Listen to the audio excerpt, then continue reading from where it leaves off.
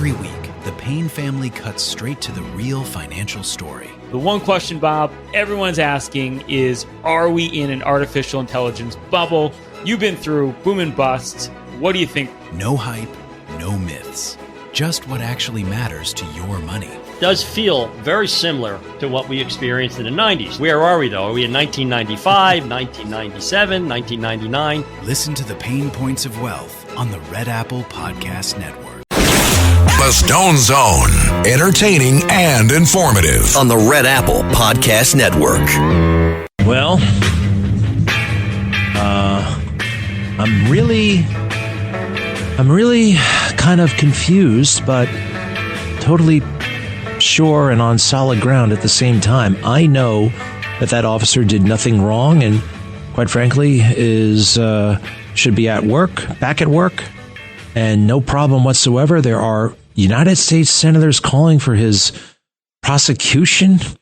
This is, you have to have a certain set of shared values, don't you? Do we? Now, I'm even thrown further because there are some people. Now, granted, they're all women. And I say that, well, whatever. I said it. I know a few smart women who are telling me that this is, well, he could have done this, he could have done that, the cop. And I'm just taken aback somewhat because these are conservatives, right? And they're pretty sensible people. But they're totally wrong on this one. They're totally and completely wrong. That poor guy is going through a lot right now. The guy who did this.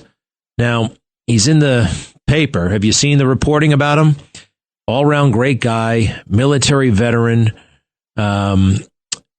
He is married with children, and he's going through potentially hell right now. I mean, he doesn't deserve it. Where's this all going?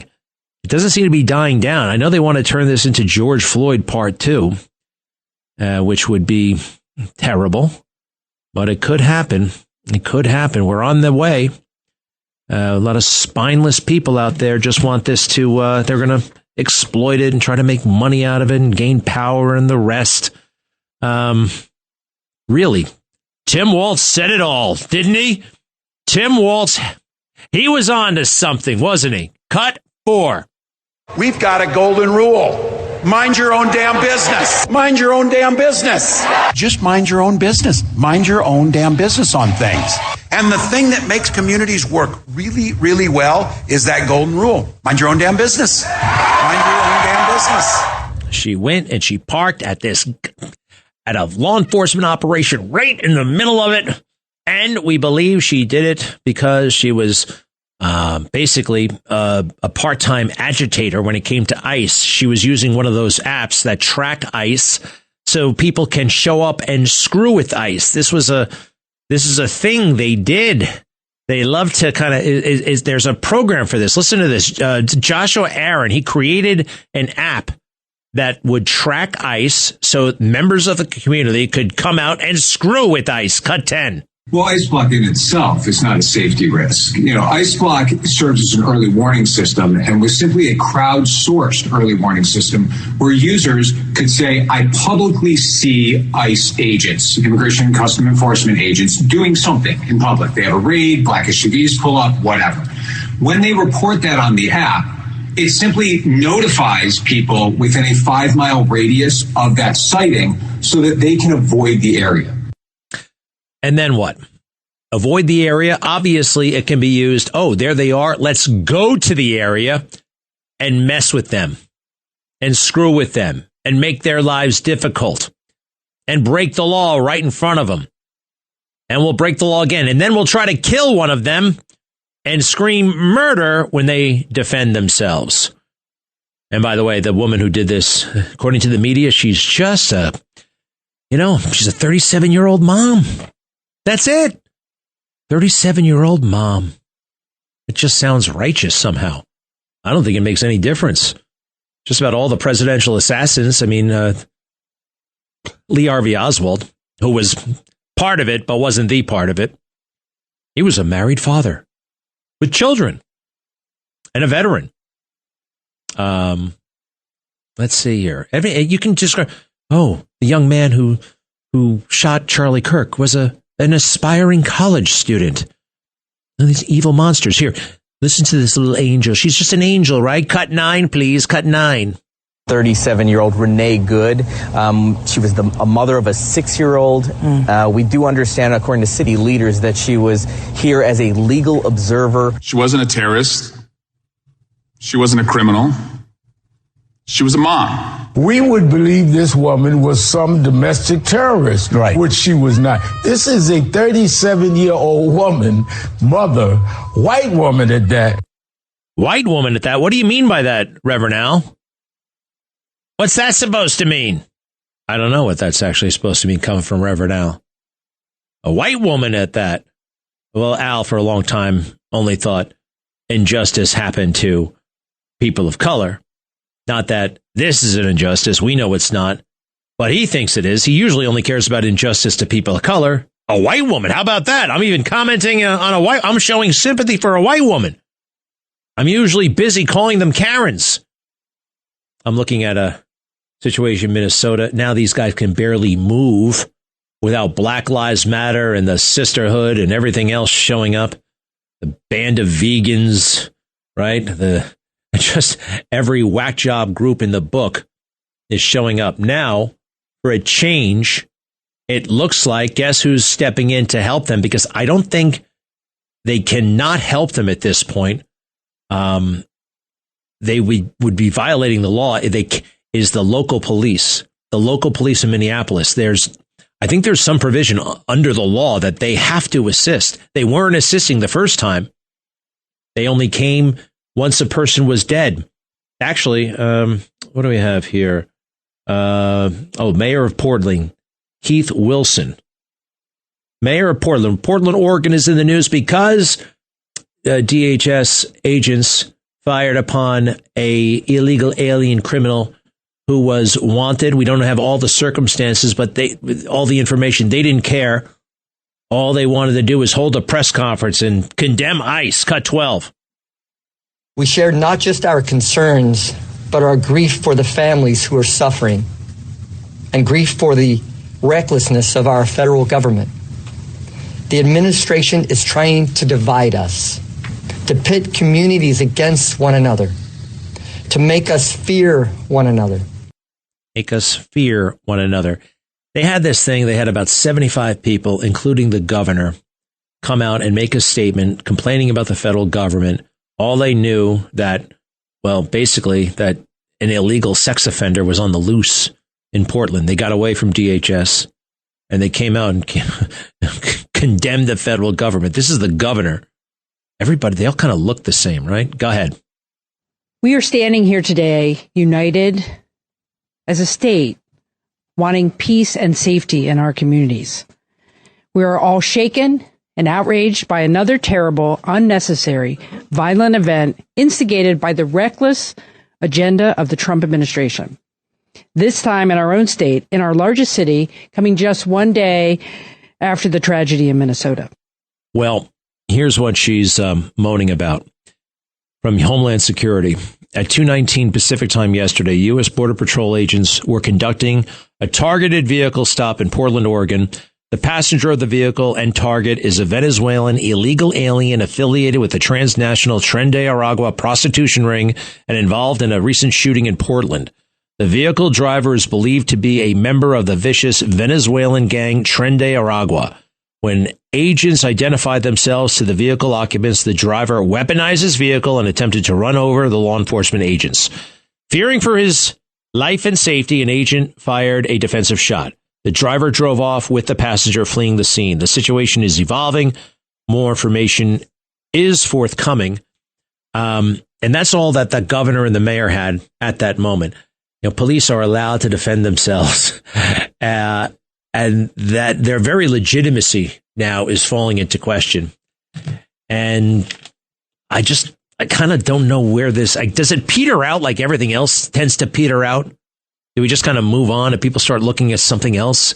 And you know what I'd love to do is talk to Victor Davis Hanson right now. Unfortunately, he's undergoing treatment. He's actually had cancer surgery.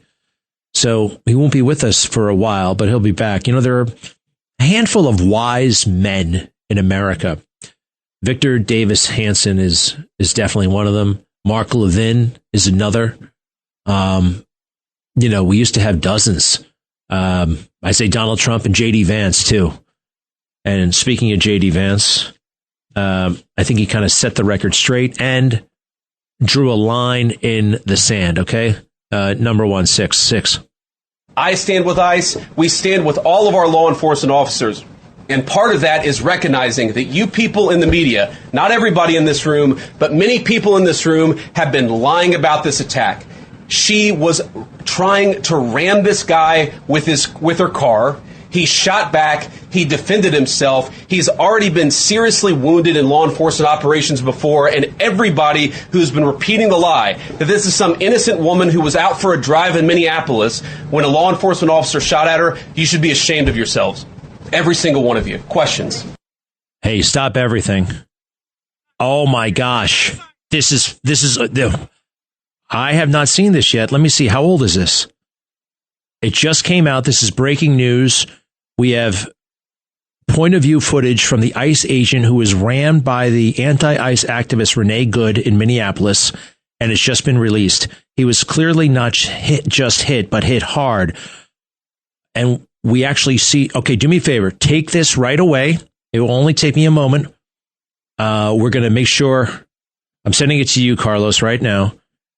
This is possibly going to settle it once and for all, but I'm watching it here. Let's see. Okay. I have to turn the sound up, and we can't do that until you have it, and it's okay, all right? But this is the cleanest view we're going to have of anything. And I see Renee Good right in her face. She says something to the cop. How could you? What's going on there? I wonder if they're making... Oh, my God. Tell me as soon as it's done. Any bad words? No bad words, right? Okay, hit it.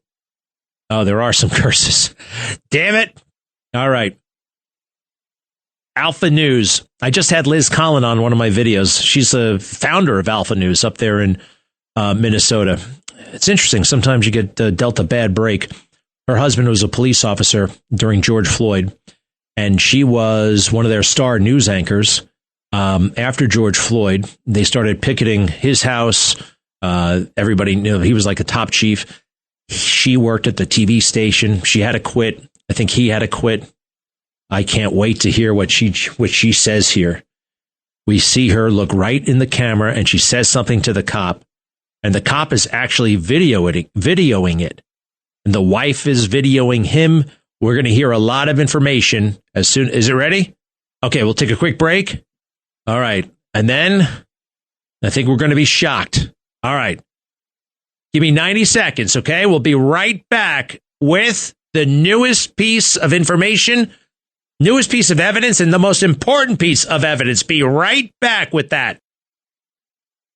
Every week, the Payne family cuts straight to the real financial story. The one question, Bob, everyone's asking is, are we in an artificial intelligence bubble? You've been through boom and bust. What do you think? No hype, no myths. Just what actually matters to your money. Does feel very similar to what we experienced in the 90s. Where are we, though? Are we in 1995, 1997, 1999? Listen to the Pain Points of Wealth on the Red Apple Podcast Network. The Stone Zone. Entertaining and informative. On the Red Apple Podcast Network. All right, here it is. It is the closest. It is the best angle so far. It tells a lot. It doesn't tell everything. You don't see it looks... Okay, what happens is this. The man who ultimately pulls the trigger is approaching the vehicle from the other side. You know those two officers who approach, right? And they're the ones who say, get out of the car. Well, just before that, the ICE officer who pulls the trigger ultimately is approaching from the other side, and all he's doing is videotaping the vehicle. He goes once around the vehicle. The first voice you're going to hear is Renee Good, who is cheerful and says, I'm not mad at you, or, dude, you're fine. I'm not going to, I'm not mad at you. And then right after that, he goes to the back of the car, and the wife is there, and the wife is taunting him, just being so vicious and mean and stupid. And then he goes further around. She follows him, taunts him even more. And then he does like a 360s all the way around. And as the other cops come up, you hear, get out of the car, get out of the car. That's when she hits the gas. And then the camera, you hear him go, ooh, like he was hit by a car. You don't see him pull the trigger because the camera's kind of like tumbling at that point. But this is what we call very, very exculpatory. All right. Not probably the best video to have so far. Well, this is the same. This is pretty damn good. Go ahead and hit it. Let's see. Walking around the car.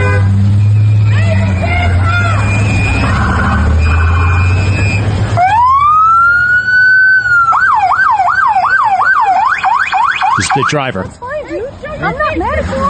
That's your face. I'm not mad at you. It's okay. We don't change our plates every morning, just so you know. The wife. It'll be the same plate when you come talk to us later. That's fine. U.S. citizen, former. You want to come at us? You want to come at us? I say go get yourself some lunch, big boy. Go ahead. Out of the car. Get out of the car. Get out of the car. Good. All right. Does that kind of make sense? Probably not. Let's take it from the top. All right. We'll take it from the very top. Just before we start, the officer who pulls the trigger, ultimately, right? This is his camera, not his body camera, but a cell phone that he's holding up, recording, everything he's seeing. He goes up to the Honda Pilot parked in the middle of the street. He's about, at this point, maybe 15 feet away on the passenger's side. Okay? 1, 2, 3, hit it.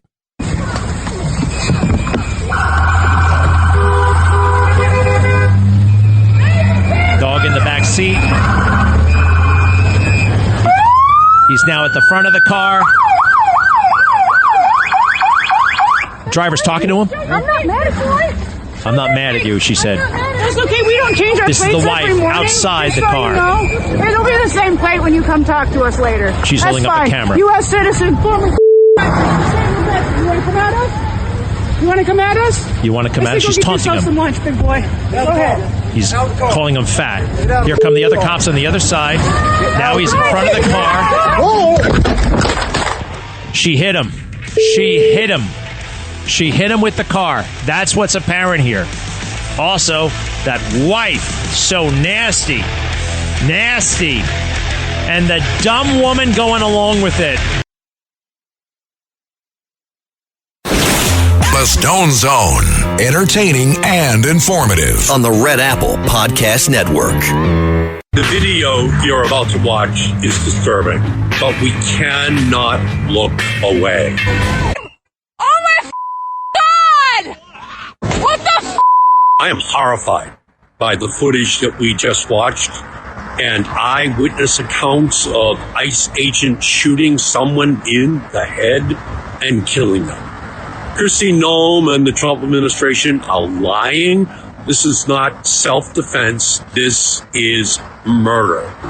And this is what happens when a corrupt federal administration floods a city with masked ICE thugs and treats American cities like occupied territory. I stand with Minnesota leaders. ICE must get out of our cities now. Kristi Noem must go. Now, that'd be one thing if you heard it from, I don't know, some disgruntled individual at Washington Square Park, right? Smoking weed. But that's a United States senator. And they're all like this, right? This one happens to be Markey, Democrat from Massachusetts, right? Calling it murder like that. Now, whether he believes that or not, kind of irrelevant. There's two things. He might just believe it, or he's just so intimidated and scared by the hard left of his party because they call the shots. You know, they really are in control and they're under enormous pressure to do more and be more outrageous and be more like them. And they're vulnerable to it, especially a guy like Ed Markey, right? Because for the Democrat wacko party, an older white man is like just not particularly cool. And it's all about optics with these idiots, right? All about what's on the outside, not what's on the inside, right? So he's looking right in the camera. It's the most bizarre thing. He's like really It's desperate. It's fierce. It's a lot of things all at the same time. It's a really strange individual, but he's not the only one. All right. This is formerly sane people giving into the mob. They joined the mob, right? They didn't want to, but they did. And now they're full compliant adherence to the rule of the mob. I want to play this video one more time. The more I watch it, the more, this shows that he got hit. I think you can hear how he actually gets hit. All right. So does it work when I describe it? I'll just describe it once. I'll tell you what I'm seeing, and I'll get out whenever somebody is talking. All right. You'll play it. This is the officer who pulls the trigger. He's approaching the Honda Pilot that has this Renee Good woman sitting in there. Now she's smiling and happy.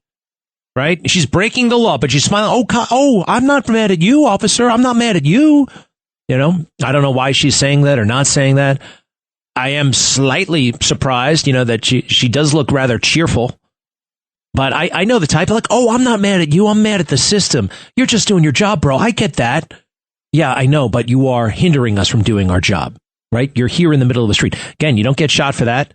But when you turn your vehicle into a weapon, whether it be intentional or unintentional, that's when fatal force can be used, because this man, I believe, had a reasonable expectation that if he did not shoot, he would be killed and or seriously injured. And that would make the use of deadly force completely justified. All right, so he's approaching the Honda Pilot. I can see about half the car. He's 15 feet away, approaching from the passenger side. You do not see the officer who's holding this camera once. It's not body camera. It looks like it's personal cell phone camera that he took. All right, let's do it again. 1, 2, 3, go. He comes out of a car. Going to the front of her car. It's Honda, all right. I see the grill. I see her in her seat. She leans out the car. That's fine, dude. I'm not mad at you. That's fine, dude. I'm not mad at you. But what about the wife? This is the wife. We don't change our plates every morning, just so you know. It'll be the same plate when you come talk to us later. That's fine. U.S. citizen, former. You want to come at us? You want to come at us? I say go get yourself some lunch, big boy. She's saying you want to come at us as she follows him. Now he's back in the front of the car.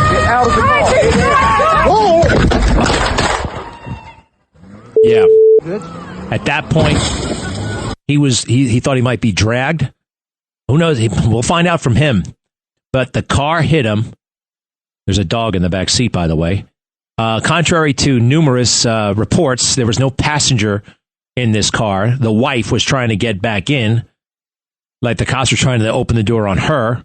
She went. Why would she be happy? I don't have a problem with you. As if she's calling all the shots. I'm not angry at you, dude. Well, again, her demeanor doesn't really matter. It doesn't matter. The wife is such a vicious bitch.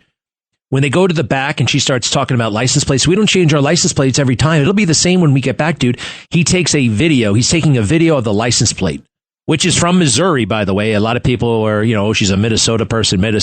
Turns out the reports of the Missouri connection are very, very true. I want to do this one more time, all right? Because I want to see everything we can possibly see in this thing and hear everything we can possibly hear. Starting from the beginning, he's on the east side or the passenger side. 1, 2, 3, go. Gets out of his car, approaches, goes to the front of the car, circles around to where the driver is. She leans out. That's fine, dude. I'm not mad at you. That's fine, dude. I'm not mad at you. Her last words. It's okay. We don't change our plates every morning, just so you know. It'll be the same plate when you come talk to us later. That's fine. U.S. citizen, former. He's walking away, back towards the front of the car. She follows him. You want to come at us? Go get yourself some lunch, big boy. Go ahead. Insults him for being overweight. She tries to get back in. He's at the front. She hits the gas. Boom. He's hit. Shoots. Justified. Well, couldn't he have? No, actually, the car hit him. I think if you're going to give me a gun and a car is about to run me over, this is an option I have. May not be a perfect option, but it's an option. Let's see here. Pamela, hello.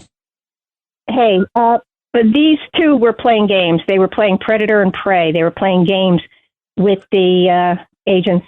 And guess what? They lost. They meant business. They were up to no good. They were luring them in, probably so they could get a better shot at them, running them down. And they played the game and they lost. Well, listen, I don't like those phrases, to be honest. I don't like, you played the game, you got lost. You effed around and you found out. There's something you're right. They did all those things. And you can do all those things without being shot, except to the point where she hit the gas and tried to run over the guy. That's not a game. That's attempted murder, right? All the other stuff is a bit of a game and also dangerous and law breaking. She played a game and they lost. That's fake tough guy talk. And I'm kind of done with that, too. I hear it on their side. I hear it on our side. I hear FO. Both sides say F around and find out. You know what I mean? They broke the law, yes. And none of that was under penalty of, whatever the law says. Parking your car in the middle of the street on purpose to obstruct a federal investigation. I bet if that's prosecuted, it's a 5-year prison sentence. Resisting arrest? I don't know. What is that? Actually, in New York City, I don't think it's even a crime anymore. You're allowed to resist arrest. Can you believe that? I don't know. They accumulated a lot of crime. Probably wouldn't have gone to jail for it, but would have been convicted of something or pled to something. But when she hit the gas pedal, that's when it ramped up to attempted murder or possible murder. And that's the thing that you get shot for. Does that make sense, Pamela? I'm not going squishy or weird or woke on you. Hey, I had a job full of danger. And what did you do? A lot of it, I taught emotionally disturbed high school level. I taught the Bloods and the Crips. I had females who threatened my life. Where the hell were you the teacher? Why didn't you get a better school? Where'd you go? Where were you the teacher? Well, I was good at my job. And, I know, but where? Well, I don't want to say. Oh, give me a break. It was probably Fort Lee, New Jersey. It wasn't that bad. No, it was the Patterson area. Oh, Patterson. Now that's the hood. I hear you. That's pretty serious stuff. Although lately it's gone all Arab. You know that, right? Well, part of it is, yeah, a major part of it. Yeah, that's where the crime is in New Jersey. Oh, boy. Well, I'm glad you got the hell out of there. I'm sorry to be so blunt, but it's true.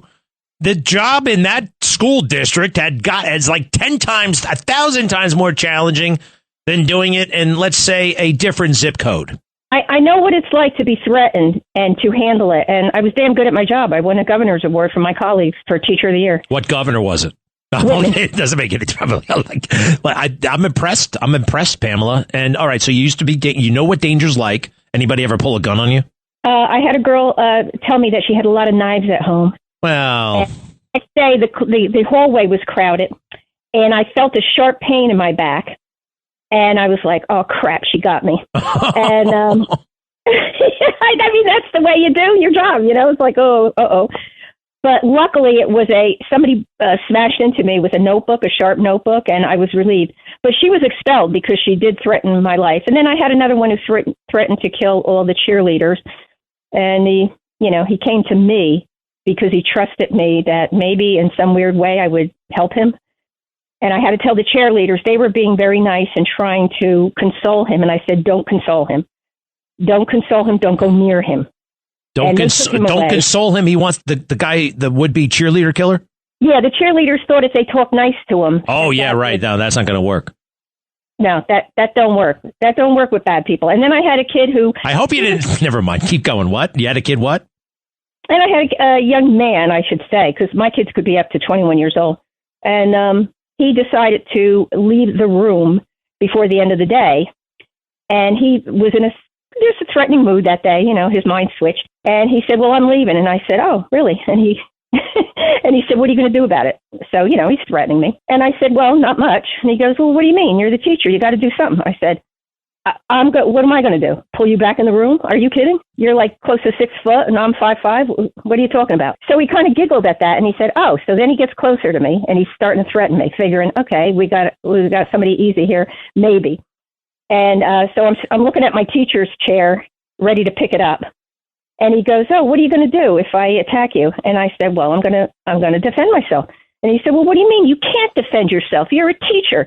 And I said, oh, no, the minute you start threatening my life, my body, my person, I become, and I gave my name, and I said, I'm a regular person, and I can do whatever I want. Okay, what happened then? Did he stand down? Something tells me he stood down, and you stared him down. Down, and the other kids clapped, and they had a lot of respect for me. My students respected me.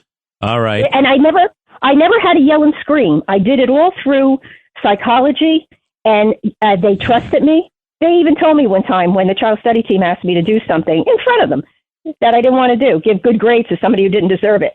And that my students told me, Miss, why don't you just... Hey, I know. You're already told us you're the teacher of the year, okay? I mean, you can regale us with stories for the next 6 hours. I appreciate it. What's the bottom line on the ICE thing? Well, I was looking at some pictures, and the way the mob is all over them. DeSantis just passed a law about... All right, do me a favor. Look at the new video. Look at the new video. Have you seen it yet? You got to look at the new video. It's not even on cable. You got Twitter. Go ahead and look at it. No one else has seen it. It's not on any of the networks, but it's brand new video. You got to go do that for me, Pamela. That's your homework assignment. Get it? Yeah. I'm the teacher now. That's your homework assignment. I love it. Thank you. Dean, hello. Is he there? Good morning, Boo. Yeah. Hi, how are you? Yes. You can hear me. You know, I heard you say that these things peter out that you're talking about now. And I wondered. I'm like, what happens next? And things do peter out sometimes. I don't know if this does or it doesn't. And quite frankly, everything does peter out. So I stand by it, I guess. Why? What's up, Dean? Because of Trump, it doesn't peter out anymore. We're seeing what they're doing. Like you just said, they're resisting arrest in New York. They got Mondani in New York. You go to California and you find out how much residual effects have on these things. They peter out in the news, but the left doesn't forget about it. They build up from where that section starts dying, and they start again where that left off. It hasn't been petering out for the last 50 years. And Trump let us, tampons in the mailroom school. Well, wait, it peters out in the news cycle, but they take notice and they pick up where they left off. Is that what you mean? Bingo. Thank you. That's why you're on the show, and I can't say those kind of things as succinct as you did, but that's exactly what I mean. Trump exposed these guys. Out of everything that Trump's doing, he did the best by exposing what the left is doing. Can you imagine if Hillary would have won? We would have no idea about any of this. They'd just be creeping underneath everything. Trump lifted up that rock, and all those they're even afraid of themselves now. You know, it's also, I kind of think it's like, when you get injected with something, like a good injection, not the COVID injection, not the bad flu shot, but I don't know, the polio shot or whatever, and you get sick before you get better. I kind of feel like that's happening right now. We're pretty sick as a country. We're pretty sick as these things are being exposed, and I think we're going to be better ultimately. You're right. Trump he changed everything, and eyes have been open, including and especially mine. The people I used to trust, the institutions, all that stuff, the New York Times, forget it. In many ways, I was one of them, Dean. I was just like, oh, dude, why would Hillary Clinton wouldn't be, no. Hillary Clinton is not a corrupt, no. I was so naive, but we all were until, what was the moment for you when you realized it was all fake? COVID. When they're telling me that they're going to close my businesses and they're going to open bars. They're going to keep bars open, but they're going to close all the small businesses. They're going to close the churches. I'm saying, wait a minute. Something is wrong there. They're going and arresting families off of a beach or in the woods where they're hiking. American citizens, they could do that. The left love that, but they don't like the illegals being locked up. Dean, thank you. And it's beautiful to walk in the truth, isn't it? We'll be right back. The Stone Zone, entertaining and informative. On the Red Apple Podcast Network.